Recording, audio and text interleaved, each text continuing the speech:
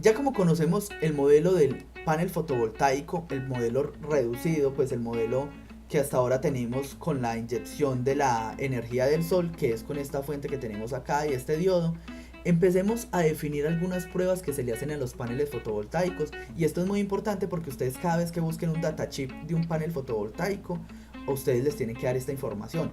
¿Cuál es el voltaje de circuito abierto y cuál es la corriente de cortocircuito? ¿Cómo se hacen esas pruebas? Pues muy simple. Si nosotros miramos en este modelo, si nosotros suponemos esto es un panel fotovoltaico y dejamos abierto estos dos puntos de conexión, entonces al dejar estos dos puntos abiertos, nosotros podemos medir cuánto es el voltaje ahí. Ese voltaje, mientras no hay circulación de corriente, se le conoce como el voltaje de circuito abierto y es el voltaje máximo que puede alcanzar nuestro panel fotovoltaico. De hecho, se define de esa forma, el máximo voltaje que se puede alcanzar en el panel. En la gráfica, el voltaje de circuito abierto es este voltaje que tenemos aquí. Obviamente es el voltaje acá que tenemos a cero corriente. Cuando tenemos una corriente de cero, tenemos justamente este voltaje para el cual la corriente tiende a ser positiva. Entonces, ese es el voltaje de circuito abierto. Y es muy importante porque más adelante vamos a ver que el inversor se tiene que definir con respecto a ese voltaje de circuito abierto. Eso nos va a definir cómo debe ser la conexión, si en serie o en paralelo de los paneles. Entonces es muy importante eso. Voltaje de circuito abierto.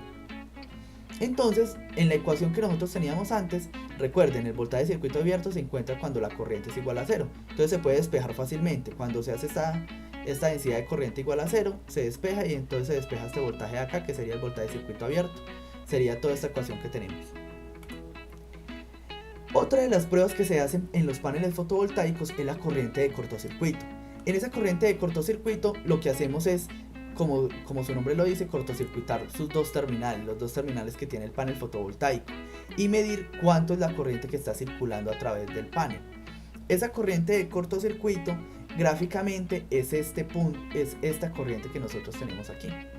Es justo la corriente medida en este punto. ¿Por qué en este punto? Porque en este punto el voltaje es igual a cero. Cuando nosotros hacemos un cortocircuito, el voltaje es igual a cero. Entonces el voltaje es igual a cero y tenemos una corriente máxima. Y acá, circuito abierto, la corriente es igual a cero y tenemos un voltaje máximo. Entonces estamos definiendo la corriente máxima y el voltaje máximo para el panel fotovoltaico. Entonces los fabricantes nos tienen que especificar esos dos valores. Y ya vamos a ver más adelante que esos dos valores son fundamentales, por eso hay que tenerlos muy en cuenta. Entonces la ecuación pues se reemplazaría simplemente, ¿cuál sería el término acá? Simplemente cuando este voltaje sea igual a cero.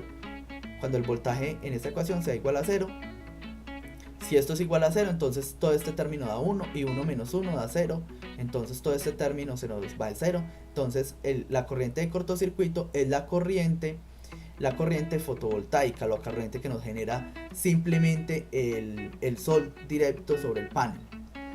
Listo, entonces eso es algo muy interesante.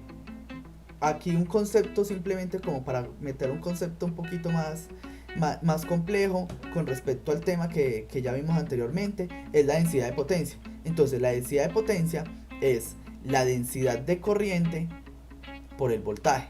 Entonces voltaje por densidad de corriente y tenemos una densidad de potencia que nos dice cuánta potencia tenemos sobre metro cuadrado. Miren que los conceptos empiezan a volver más complicados. ¿Por qué? Porque aquí ya hablamos de densidad de potencia, pero esto es lo mismo que nosotros decíamos de irradiancia. La irradiancia está en vatios sobre metro cuadrado. Entonces, ¿qué es una densidad de potencia o es una irradiancia? Pues mire que los dos conceptos son diferentes. ¿Por qué? Porque la irradiancia es cuánta potencia por metro cuadrado nos entrega el sol. Y la densidad de corriente y la densidad de potencia en un panel fotovoltaico es cuánta potencia nosotros podemos obtener en un área de un panel fotovoltaico. Entonces son dos cosas diferentes.